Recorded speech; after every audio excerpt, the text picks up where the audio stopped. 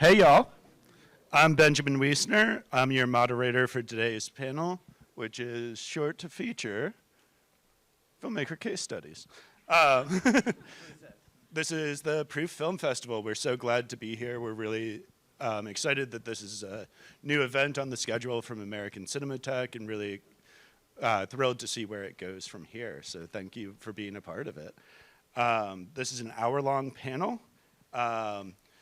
I have some questions. We'll be kind of talking through some things, but something I've always found is like, this isn't our panel, this is yours. So like, let's get the questions going. You can come up to the mic, and so I'll try to do basically like half and half. So we'll start with like 25, 30 minutes of just introducing some of where we've been coming from, what we've been doing, and then yeah, let's talk about what y'all need and where you are too. So, Micah, you want to start us off with a little bit about yourself and some about what's going on with Snake Oil's song, both the short and the feature. Certainly will do. Yeah, thanks for having us here. My name is Micah Hove. I'm a filmmaker. I've been making stuff for about 15 years. Just went straight to making features like a total idiot. And it took me about maybe 12 years to discover there's something called short films. And I made a couple of those and went to the lab, which was a wonderful experience, and got to develop and kind of, instead of jumping 0 to 100, kind of going through a more organic process of developing something. Which was a lot of fun, and it's been several years in the making. We are very, very near completion, but still not finished with the film that we put through the lab, which is called Snake Oil Song, which we shot on location in Colombia in 2021 in the jungle. It was a jungle movie, which is not recommended. Yeah, just happy to be here and happy to answer questions or help out as I can. And can you tell us just a little bit about like what your short film was, and then what the feature's about? Sure. Other than jungle. Jungle. There's river too. Yeah, I'm trying to remain gotta remain very mysterious here. My NDA will be breached. So in 2018, I attended a filmmaking workshop with Werner Herzog in the Peruvian Amazon jungle. There was like 50 filmmakers in the Amazon making short films, living with Werner and freaking out for 10 days.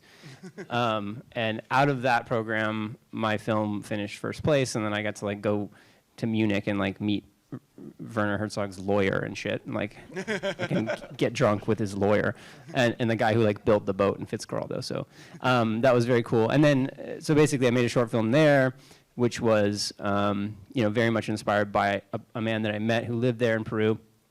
And I took his stories and immediately wanted to tell his stories on a bigger canvas with a larger film. So that's what I was working on ever since 2018. And took that short to Ben and Jim's lab and developed it there. What's up, Anna? Thank you for coming out. Hey.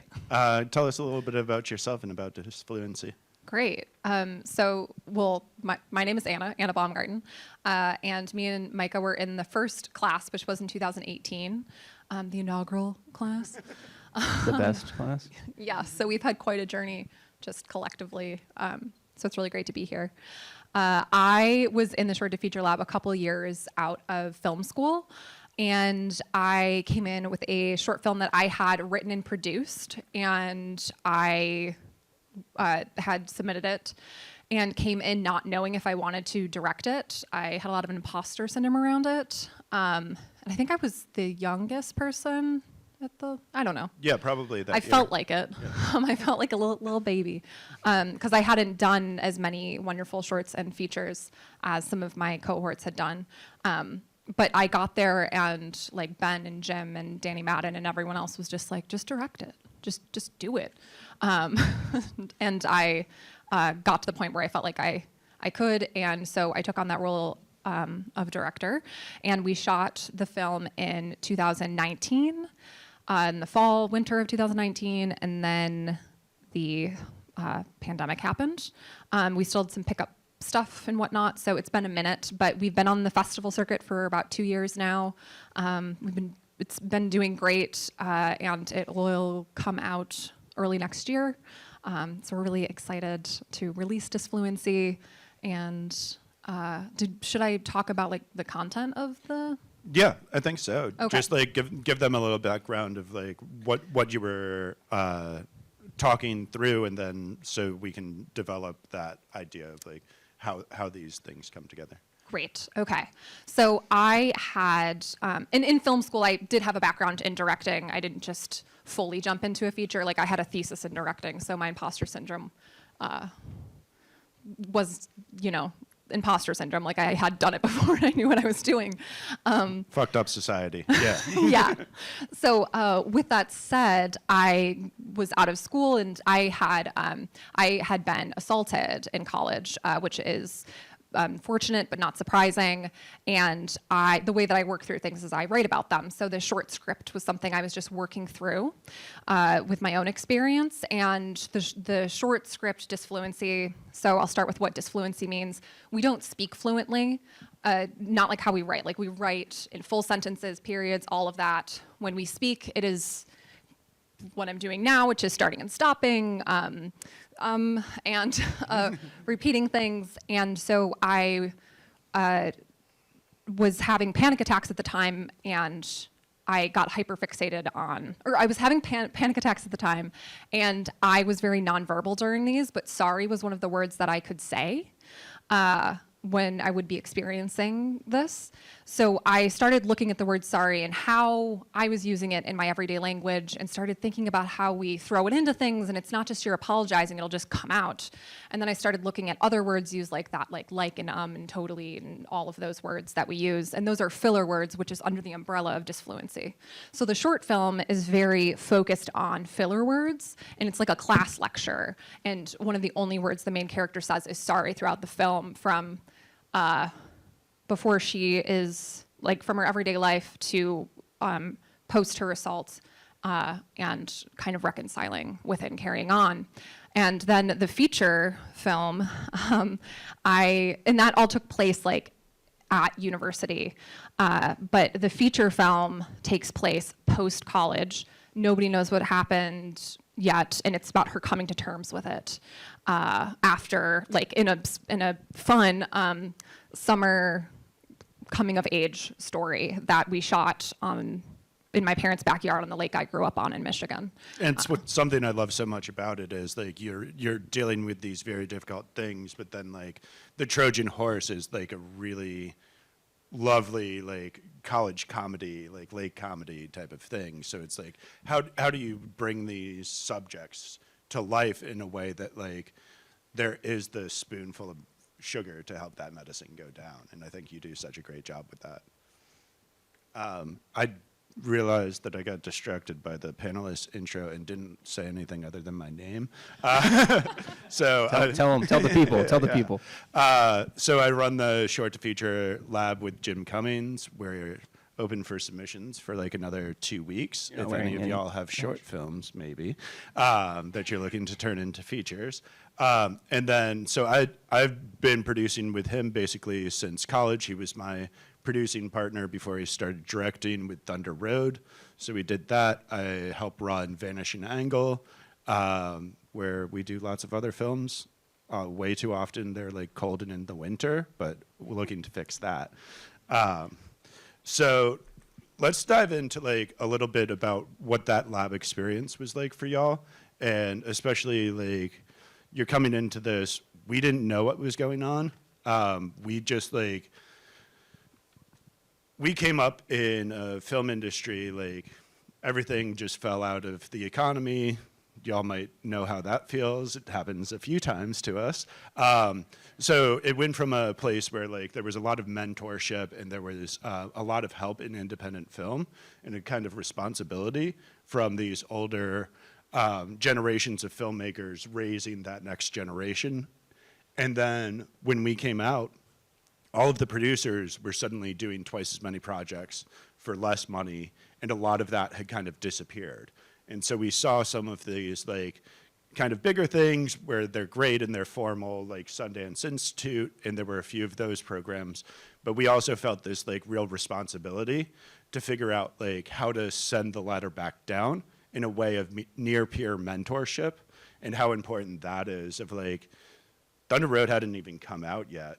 Like we came up with this idea, we were kind of passionate about it, and we just threw open submissions on Film Freeway, and kind of the way that we had done with our films, kind of built the plane as we were flying.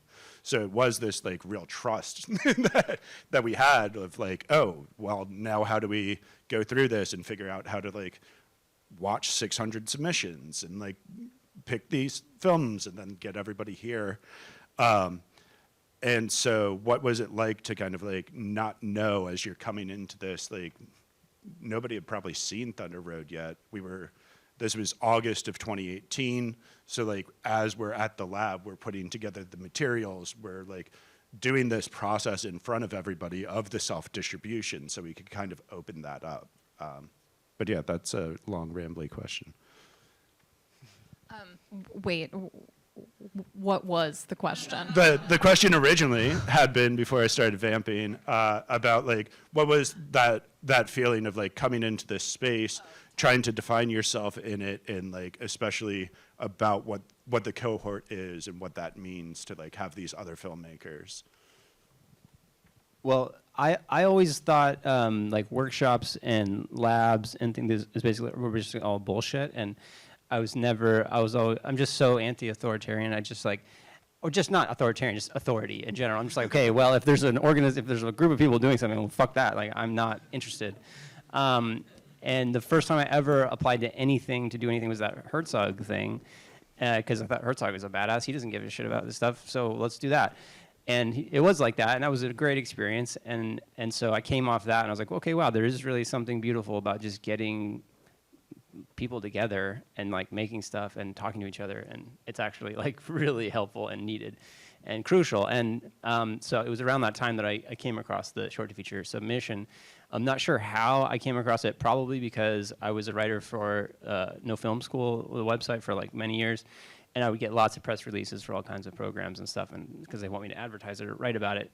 So I probably got that in the inbox, and I was like, all right, well, I'm going to apply to this. I'm not going to write about it. I'm just going to like apply to it. So it was like around that time that I was starting to like understand, okay, you get some nice people together and you talk about movies and you help each other out, and it's like actually amazing. It's actually like needed, because there's so many filmmakers and we're all on our own little islands, and we just don't, we're all antisocial, and we're just like, we don't want to, it's just too much noise. I don't know. We just don't, in my opinion, it's just like, it's too hard to stay on the island forever. So whenever there's these moments where we can just get together and talk about what we're trying to do, and we can inspire each other, it's like a really basic thing. It's like so basic. It's like 101. Yet we get so caught up in the whole grandeur and the mechanisms of making movies that we forget that it's just like, let's just get together and have some beers and some cake and talk about genre and why it's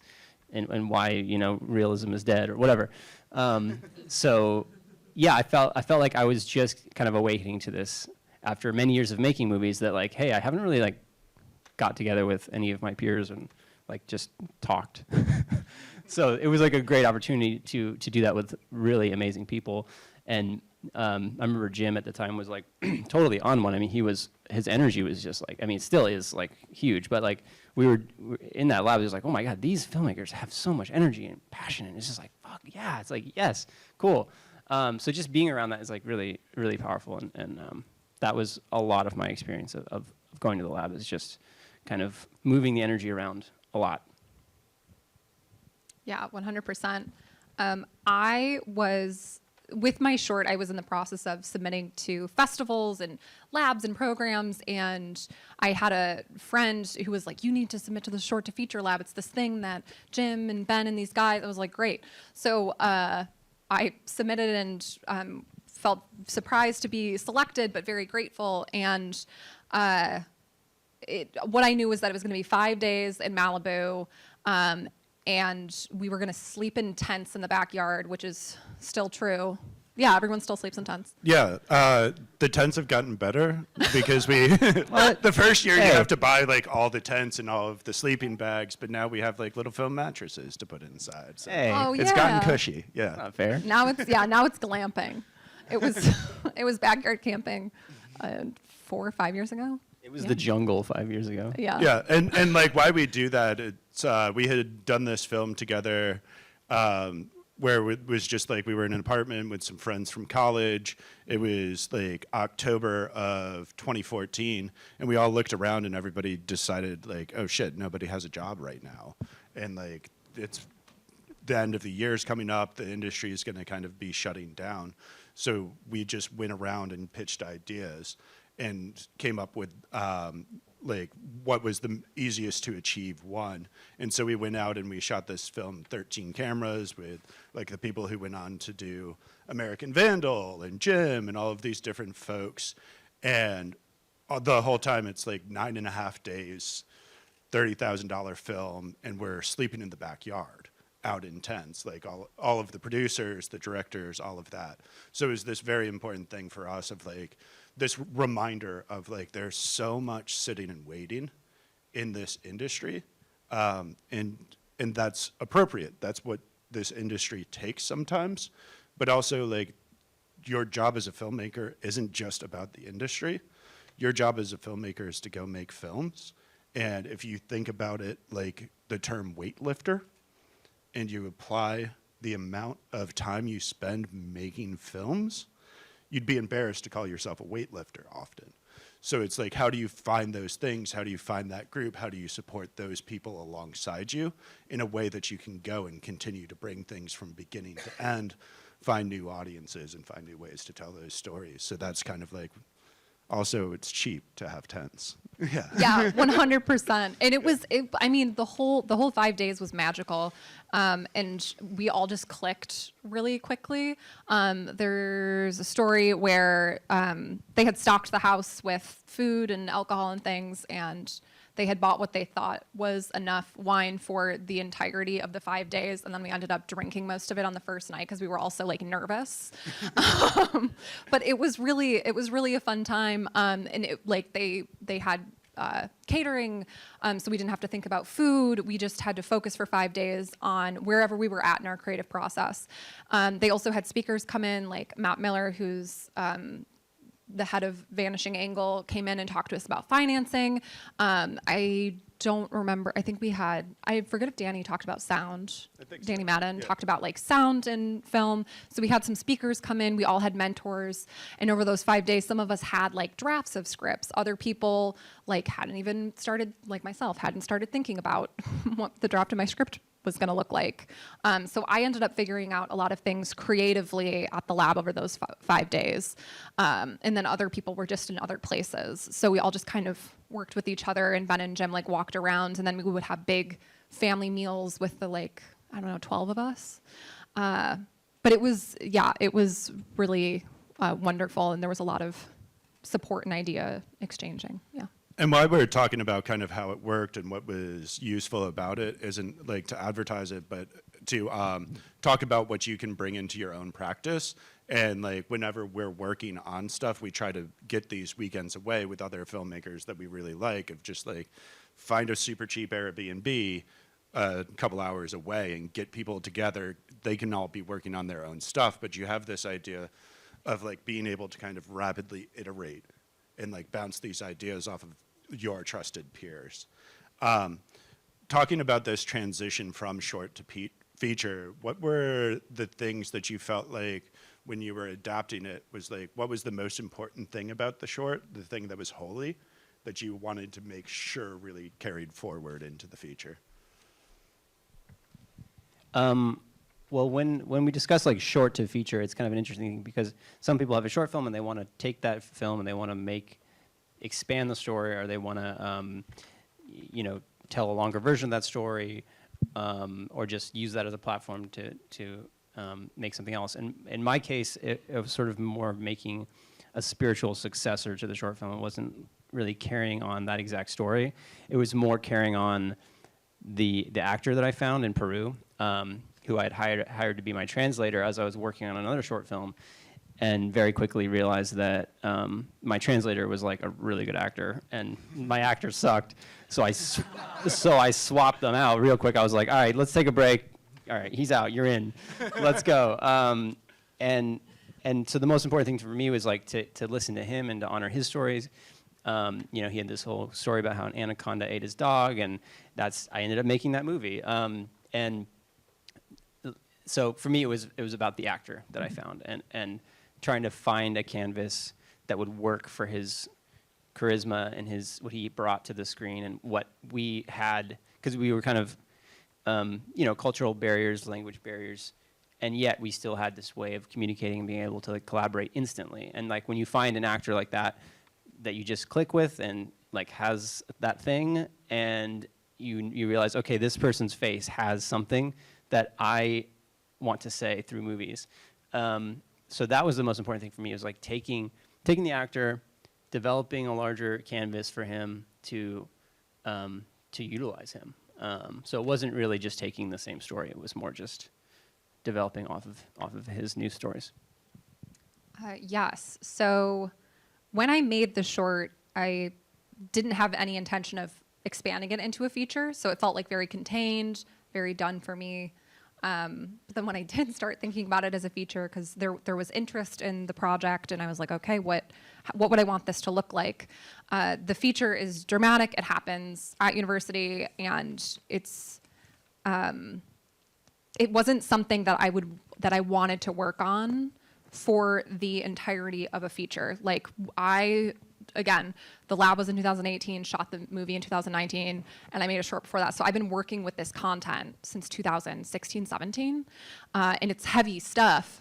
And when I looked at the resources around me, I was like, what do I have? Well, I know that I can like shoot in the summer in Michigan, and like it'll be picturesque. It'll be like a soft landing place for this character. So the tone of the feature shifts into more of like a dramedy tone, or traumedy is a word I've used, and more the second half of the film is really the straight drama of it all. But the story itself like shifted. The core conflict was the same, but the story was different. And when I went to expand it into a feature, our lead actress, Libe Barrere, who, how I started working with her was when we made the short. Me and Laura Holliday, who's a dear friend of mine, directed it, wonderful.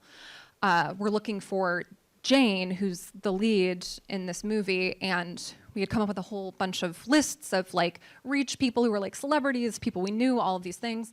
And I was watching Sneaky Pete on Amazon one day, and I just saw Libe Barrere, who's in that ensemble cast, and I was just like, I don't know who this actress is, but she's it. I went on IMDb Pro, and I looked up her manager's contact info, and I called her, and I was like, would she want to do a short film? She did.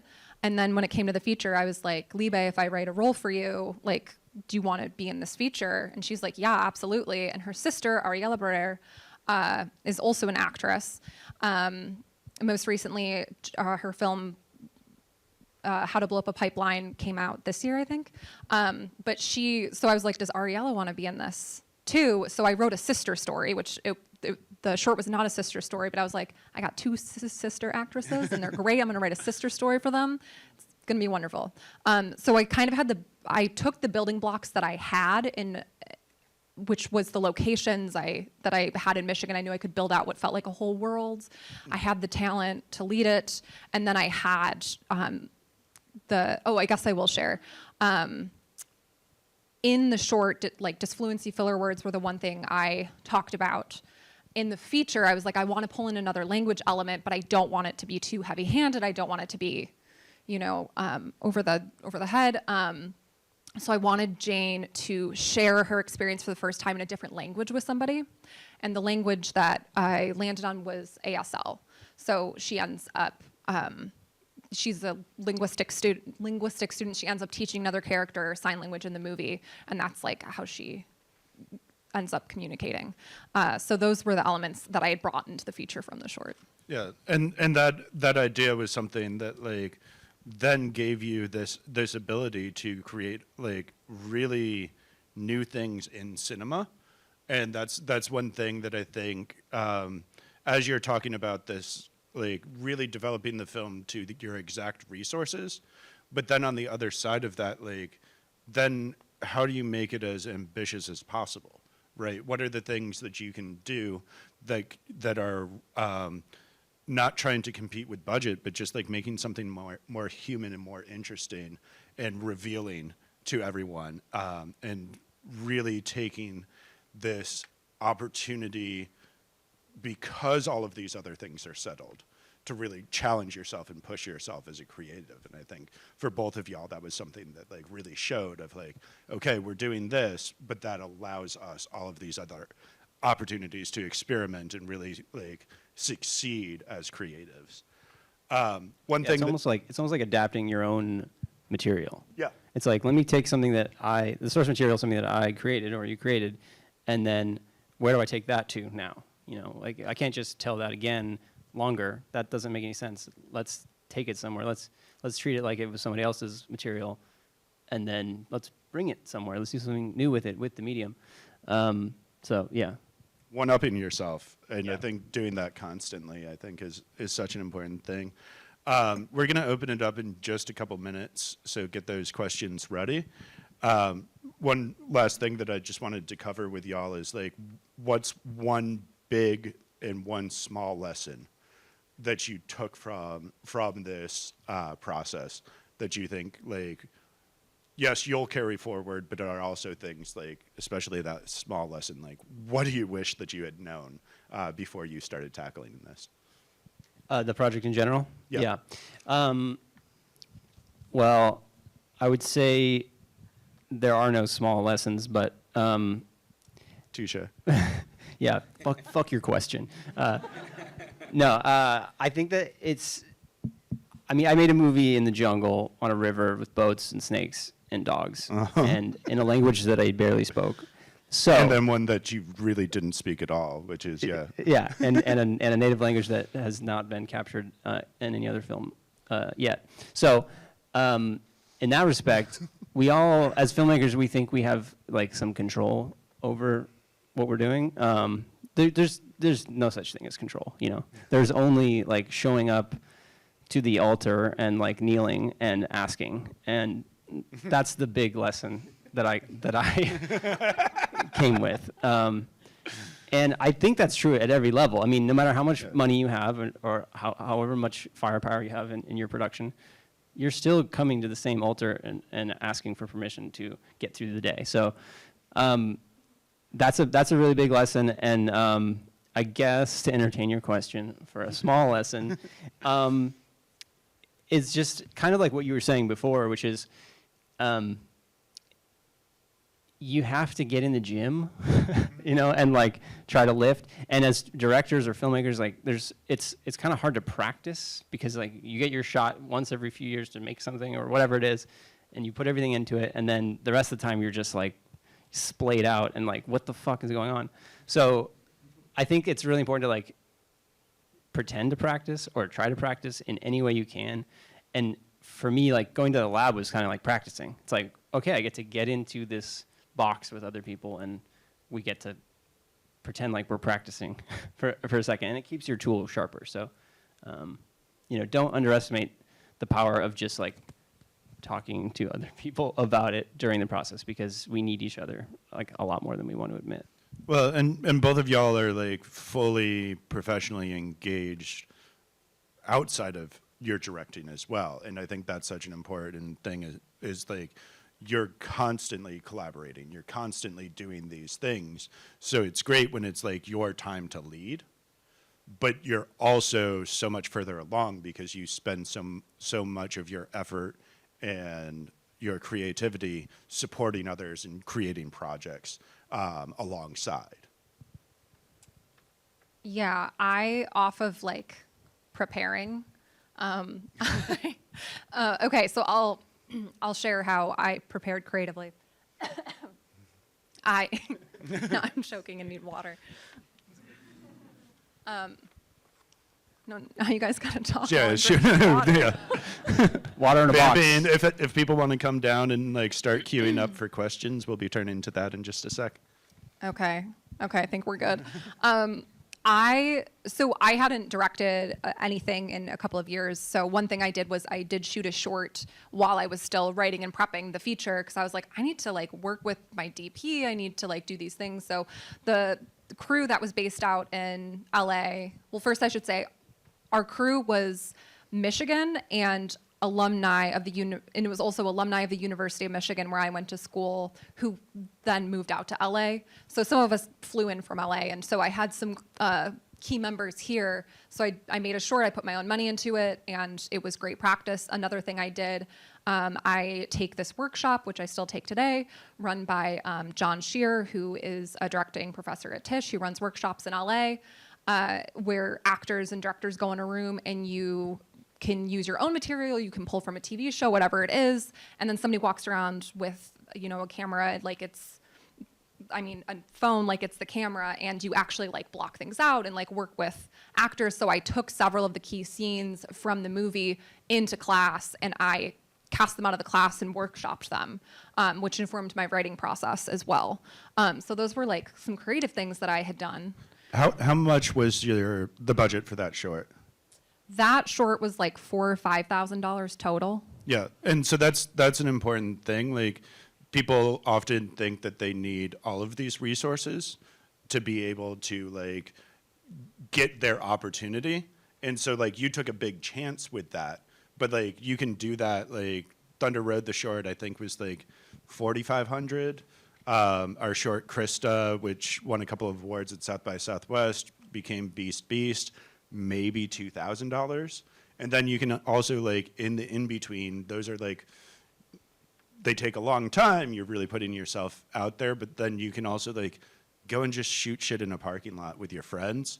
And like sometimes you cut it together and it works well, and like you might put it out online, and sometimes you take a look at the dailies and you're like, well, that was great. Like, we had pizza and beers.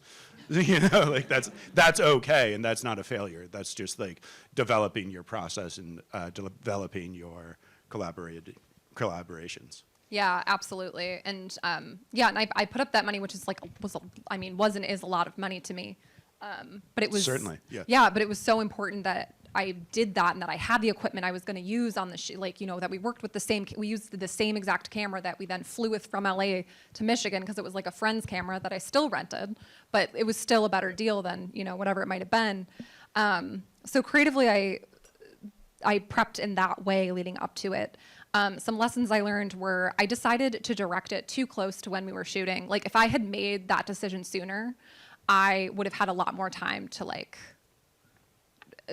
be with my producer and be settled in. But I think I decided to direct it like 3 to 4 months out of shooting it, which isn't terrible. And we did work on it. I found a great creative partner who has produced in LA and Michigan.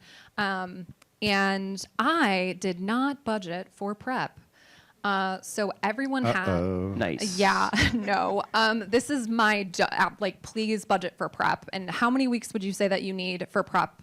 In what positions, Ben? So I'm always on the ground like 6 weeks out, basically, with the director, and often it's just the two of us. And like one of the ways to budget for this is like just fire your location manager before you start. So Damn. like Cool. just like take that line item out and put it into an Airbnb. And I like the Chrysler Pacifica. Big fan of a rental minivan. Any location managers out there? Yeah. Sorry. But yeah, I think that time on the ground, and like for me, building something in situ and really about the place that you're doing it, I think that's been one of the bigger things that has helped our films translate worldwide. Really thinking about like what it means to do a film in northern Utah, do a film in Texas, do a film in this place and that place. It's like, I think it's so important for American filmmakers to stop competing with themselves and with each other. And like, you should be making world cinema and really thinking about yourself in that way and thinking about what the opportunities are elsewhere. So I think that's one of those like responsibilities that I really feel when we build that prep is I need to show off something that is particular and human that nobody else can. And it's because we're there and we're paying attention and we're building everything in particular for this film, and it'll only be done this way once. Yes. That is very true and wise. So how'd it go? So no, it wasn't terrible. I will say that, but I did have a guardian angel on my shoulder for some specific reasons. So we probably had, me and my DP flew out during 4th of July and did about a week of like location scouting and like testing and talking about things. When we went back, my crew my crew I would say probably had a week of prep. It was just me and my producer up till that point, not on location. So it was kind of a whirlwind when we got there. I ended up hiring a production designer like a few days before we shot, which was, you're also wearing so many hats, and I have, ADHD and executive dysfunction. Like, shout out to all my friends out there. I know there's at least one of you. So I knew everything I had to do as a producer with my other producer, but it was just a learning curve. Well, and it's a role you're more comfortable with at Yes. that point. Like Yeah. you were already a good producer, so taking that on is natural. For sure. So what were a couple of the like obstacles that you hit in that moment that you were like, oh, well, Yes. So self-inflicted? we hadn't cast most of the roles when we began shooting. I had my lead sisters. I cast the other main role like a week or two out from shooting. I had people, and I will say this is a catch-22. One, we have an amazing cast. Part of the reason I think we have that cast is because we asked so close to when we were shooting. This is still not me advising to do this. We cast so close to when we were shooting that they weren't booked for TV shows or movies at the time. They were all working TV actors for the most part. So they were available and they could come out at like the drop of a hat, and they wanted to do something media and creative. And so I got a great cast, and like Dylan, who plays the love interest, Dylan Arnold, who plays the love interest in this, like the Halloween shooting schedule had shifted just a week, so I could cast him. Like he was originally cast like months ago, and then we couldn't, and then it was a lot of, anyways, cast in advance is the moral of that story. Also get your locations in advance, because we didn't have every single location. We also had like an apartment location fall through on the day of shooting, and my producers just like pulling up Airbnbs and being subtly like, does this look nice to you? And I'd be like, yeah, but why are you showing me something? And they'd be like, don't worry. Yikes, yeah. Yeah. But like that kind of shit, that happens like regardless of whatnot. But prep, and then the last thing I'll say is my producer, because I was producing up until the day we shot, like very heavy-handedly. Yeah. And he was like, Anna, you're going to be a director now. I will tell you when I need you. And also, I'm going to make sure that you sleep. You're going to get a full 8 hours every night. And that was so important. Like, I was surprised about how similar making a feature felt to making a short. Because I was like, oh, I know how to do this. Like, it's just like a set like I've normally been on. But it's longer, and taking care of your body and yourself is so important. And I was so grateful for that advice, and that he protected me from myself. Yeah. I honestly, like, I set an alarm that goes off like 7 hours before I have to get up.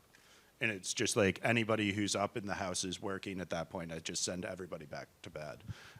You've got to go for like weeks and weeks on end. But I think just to wrap up, like these lessons, I think so much of it is like identifying and taking care of everything that you can possibly think of, because there is just going to be so much that comes up that's just unexpected. Every single feature has like this wild and weird thing that happens, but it really takes like the ability to have the bandwidth. And so when you have the ability, just like shoot all of the fish that are already in the barrel every day, just like make the decisions you can make right then, so that you have the time and space to make them later. And just to piggyback quick on the casting late, that is a strategy, not that late, but No, not that late. but especially if you're doing like working in the ultra low budget range, it like casting 6 to 4 weeks out, you'll be at the point where it is really helpful, because it's a yes or no at that point. So we're ready for audience questions now, if anybody wants to come up. Micah, did you deal with some shit? I had no challenges. No. Copy. Everything went very smoothly. Yeah. Well, actually, the river rose. Was it 17 feet? One fleet? How many? Yeah, 17 feet. We got water rise. So we had underwater locations. So that was a whole other story we can talk about later. Hey guys, thanks so much for being here. This has been great. This is sort of to something you were speaking about earlier in terms of wanting to make a short, like with the camera you were, or with the DP that you were planning on shooting with. I guess something I'm always concerned about is like getting distracted, like running down like a short film rabbit hole when, you know, I should be keeping my eyes on the prize. So I guess, what methods do you have for sort of figuring out what work to pursue when and how it's, you know, moving you forward in addition to like making a fun thing that you want to make? For sure. So I made that short like 6 months before we did production. So I was not really doing them. I wasn't doing any of the production parts at the same time, but I always prioritize the feature. So I mean, here's the other thing. I was working full time when I was shooting my feature, and that's part of the reason why I couldn't do 6 weeks of prep on site is I had a day job. My background, my bread and butter is unscripted TV development. So I write pitch decks and help pitch shows for a living.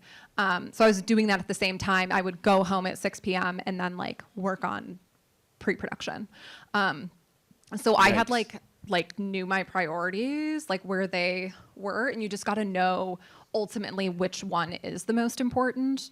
And then also know, like if you're like you personally, when you're thinking about like making a feature, what's the part that like makes you most nervous about the actual process, and then work on that. So if it's like, I've never worked with this actor before and I really want to make sure that we have a rapport, like shoot something quick with them. And, you know, one location inside, you know, within your, you know, limitations. If it is about like a new like key player, work with them. If it's about working at a certain location, try to shoot something at that location if you can. That would be my advice for that. Great. I mean, in terms of not getting, you know, sidetracked with a short film rabbit hole, as you say, I mean, I feel like there's a philosophy that like, oh, you have to make a short first, or like it's a nice proof of concept, or it's like, what is a short film? Like, is it an actual medium, or is it just an ad for yourself or your work? Like, so it's kind of confusing to me even now. Like, what is a short film? Like, is it actually a film? I mean, the good ones are. Yeah, exactly. Yeah, the good ones are. So, you know, it's like, what are you trying to do? Like, is this short film, is it a short film? Or is it just trying to get you to the next step and like identifying which one it is for you? And then you can put your energy accordingly. Yeah, and the worst things out there are all from this want to be doing something else, and you happen to be doing this as a way to get there. So following like where your intentions and your energy are. And if you're putting an obstacle in front of yourself, it's going to look like an obstacle to the audience. Oh, one more thing I want to add too is for every feature you make, you don't need to have like a proof of concept or a short, but you do need something that shows that you are technically skilled enough to make something in the same tone, genre, whatever it is. So if you're pitching a feature, horror movie, whatever it might be, make sure that you have something that is somewhat comparable. Like you have to make that, but it doesn't have to be the exact same story or whatever. I feel like people feel like they have to go out and shoot a short film that is their, you know, a short version of their feature, and that's just not true. Yeah, it's tone. Next question. Thank you so much. Absolutely, thank you.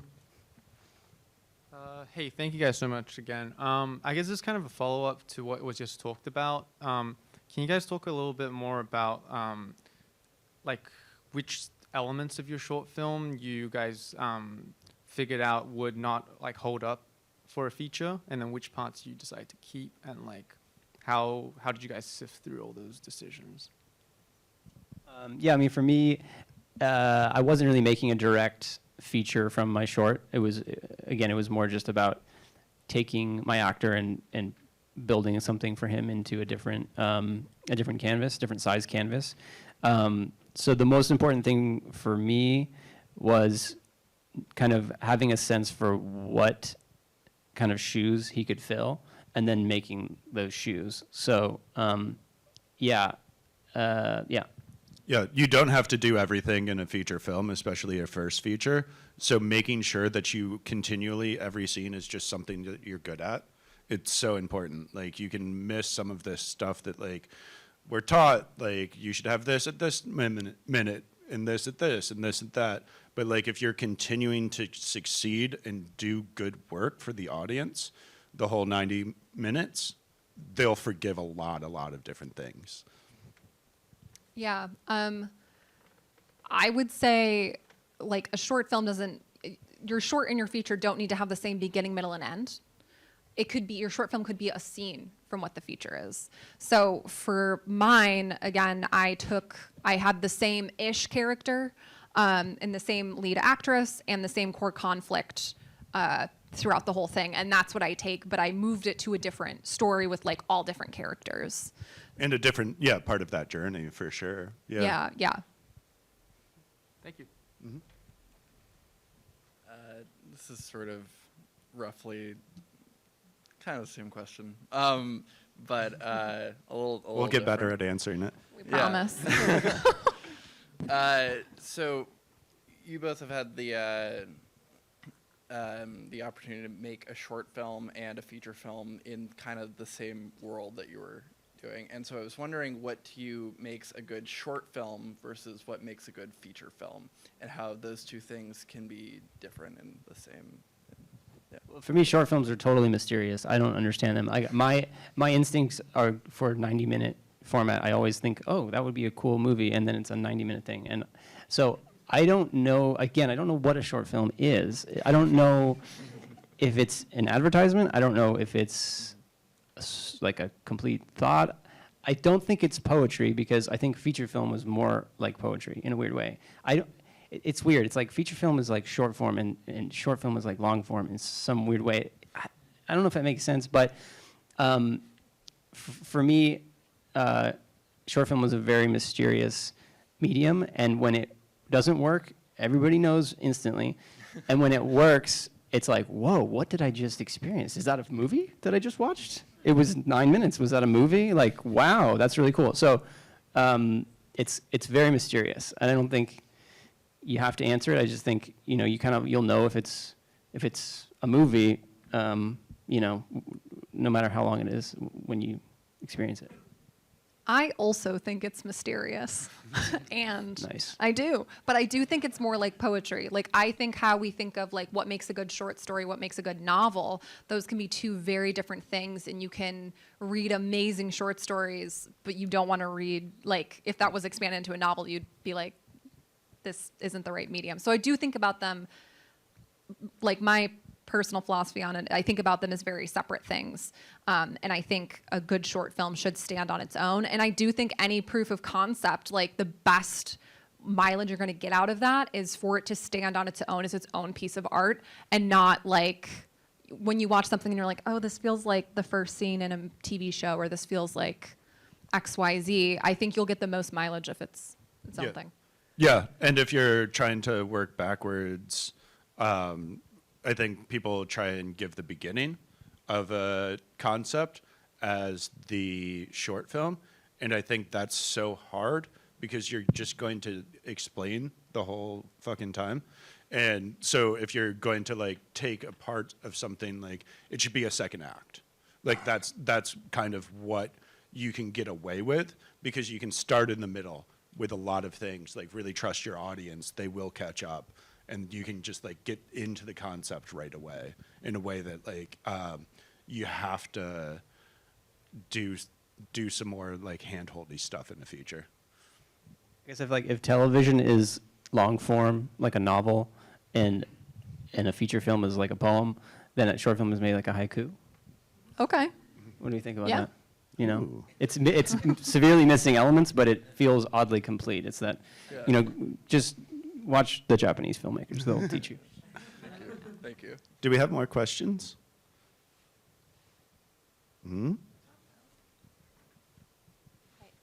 Come up here. Be our friend. I saw you. So my name's also Anna, and I Excellent. also Nice. have ADHD. Yes. I have so much trouble, like, like, I have something and then I get tired and then like I go to another thing, but then I'm like, oh no, I gotta go do the other thing. How do you stretch your life? And if you do, can you teach me? Girl, you and me both. This is a great question that I'm currently wrestling with because I'm trying to work on writing my next feature script, but then I get pulled into like, oh, but I have this pilot that's half written that I like feel like today. So something that I've started doing is I've started like putting timers on for myself. So I'll set 20 minutes, everything else goes away. I have to like, it's only me and the page for like 20 minutes, and then I'm allowed to like walk around I like gamify it. I gamify a lot of my life. I have to challenge myself. So you will find your thing. But it is hard to like make something and finish it, but it's also very important. So we can talk later. We can have an Anna conversation. Sounds good. And identifying as many steps as possible so you can break it down, right? Like identify all of the bite sizes out there, and then you can just go and like use this as a superpower actually, where you're able to like, boom, I've got 20 minutes here, I can take care of this thing. I've got half an hour of energy, I've got 5 minutes of energy, I've got this, I've got that. And so you don't have to progress in order, right? And if you have a larger sense of here's everything that needs to happen for me to get through this thing, then you can just pick and choose where your energy is because you have a surplus of it. So like use that to your advantage. Absolutely, yeah. I don't do anything in order either. I don't start from page 1 and go. I'm always just like, okay, boom, oh, I'm on page 35. Oh, hell yeah, I'm page 77. Okay, now back to page 2. Like, that's okay. You know, you don't have to feel guilty about bouncing around too much. Like, you'll know within yourself if you're cheating or not. If you're just escaping one problem with another problem, like, you'll know that, and that'll feel bad. But, like, don't feel too bad if you're actually doing stuff, like, because that's okay. Awesome. Thank you. Yes. Oh, I have a quick question. Are you a writer? Yes. Okay. So, and this is relevant because Jim showed me his like outline for Thunder Road. This was really liberating for me. He like pulled it up and it was like one page with just the headers. Thunder Road is a lot of like one takes. So he just like, it was so simple. And I was like, this is how my brain works. And so that really helped me. So what I do now in my writing process is I write out as much as I know in headers and like the main plot points, and then I'll write those scenes, and then I'll fill in the blanks between them. So I don't always write linearly. I'll be like, I know what the first 10 pages is. I know what the big fight in the middle is. I know how the last 25 pages are going to go, and I'll write those, and it'll help inform the process. So Oh, I'll try that. Thank Yeah. you. My name is not Anna, so sorry about that. But Next. I'm sorry I bullied you. I know we're trying to keep the theme going, but I was wondering if you guys could speak to going from the short to the feature and how you guys raised money, or it sounds like maybe you like scrapped it together with your film, Anna. If you guys could just speak to that process and also what you learned in that informs the next films you're gonna make. It's a lot of duct tape. Yeah. One of the like bigger concepts that I like to think about is like, okay, as we were just talking about actually, is like how do you break it down into smaller things? So instead of trying to raise $300,000 at once, identifying these like $25,000 buckets and start doing it that way so that like you can build momentum. It's so easy to just continue to try and have the same conversations. But if you're only looking for one thing as success, which is I get $300,000 or I don't, that's really tough. Instead of like each time you accomplish one of these buckets, it makes the other buckets easier to fill. And then also, I think that there's a real disservice that filmmakers do to themselves, which is they only try to raise money privately in rooms that they can get in themselves. And you have no idea who your audience is in terms of who's watching it. So how do you make sure that you're getting to them in as many ways as possible? So like when we were at South by Southwest with this short film Krista, and we had a couple of awards, we sat up because we knew we had the attention at that moment, and we were putting it on Vimeo the next day, and we stayed up all night, launched a Kickstarter page, and did that immediately as we had the momentum. And that's the first thing is we're putting the short that you can go and give money to the feature right away.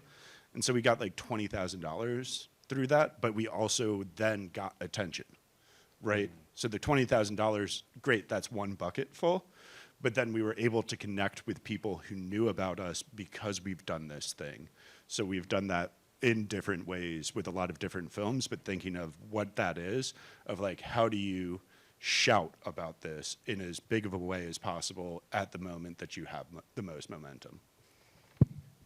Really quickly, the buckets, are you talking about just that having be like a psychological tool? Or are you actually associating those $25,000, $30,000 buckets with portions of the line items in the... Portions of the line Oh, item. got it, okay. Like, great, we have $25,000. Now we have a casting director. Now we have a schedule. Now we have this. Now we have that.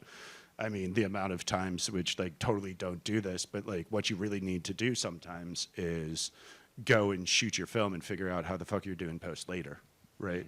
All of that type of thing of like, great, well, we'll figure out that $150,000 issue later. But it's going to be a lot easier to do that when you have a whole bunch of really cool footage, right? You have all of this stuff, so. Yeah, I've always started with a crowdfunding on every project I've ever done. It's like, okay, is this happening? Throw it up. It forces you to do it. And also just I would just say don't wait for money to come in to do the first step. Because I have like a lot of friends who are like, I'm going to make my movie, but like I'm waiting for money so I can start my LLC. It's like, just eat the LLC money, make the LLC, and now you're on the hook and now you're going. Like, be ready to catch the money when it's coming instead of being like, oh, I'm not quite ready yet. Like, make yourself ready. Yeah, we call it creating a rumor, then making it true. Yeah. Yeah, I would also say, like, I don't know how you guys feel, but the fundraising in and of itself feels like this intangible thing of like, how do you do it? What's the pathway? And it's the reason why there isn't a bunch of what I think like literature on how to do it out there that's really well-known way is because it's different for every single movie. And there's different kinds of money, and what kind of money is attached to your film is very important. Like who it's coming from. Is it loans? Is it this? Is it that?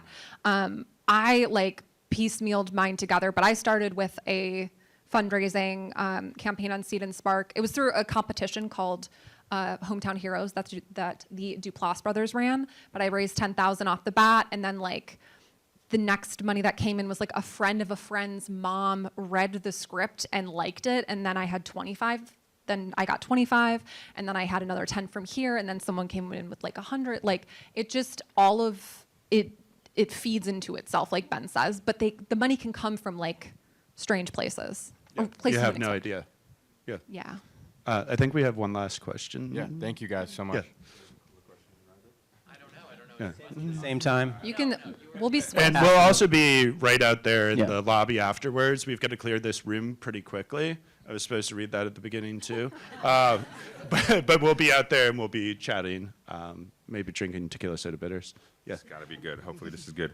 So speaking on like a first feature situation, where is your balance between there's a level of conviction and this is the story that I need to tell as a feature, right? Versus like being strategic, being tactical, because it's your first feature, whether it's limited locations, limited actors, or whatever, versus I need to tell this story. It's coming out of me no matter how crazy or line item is. Yeah.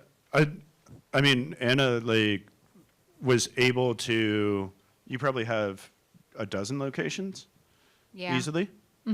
We've and like Beast that we did, we had like maybe 30, but our budget for locations was like $200, right? Ours too. Yeah. So it was like, okay, like we're writing to our advantages. We know we can get all these places. It was like there was one dance school that it was like, okay, we need to like just pay somebody to keep the door open for us. But that's the thing. It's like you can think of this again and again as things that you're telling yourself no about, but you have to really look in the other way and like, what are the things that you can tell yourself yes about creatively and approach it that way. Less locations is nice because there's less time that you need to spend getting between them, and there's more time acting. But like, there's a lot of opportunity to be ambitious. All right, I think we have to wrap it up, but I would just say listen to Sidney Lumet. He says, for the first feature, you don't need a reason. Just go make it. Every feature after that, you need a real good reason. So, yeah. All right, thanks, y'all. Thank Thanks, you. American Cinema Tech. And panelist outro.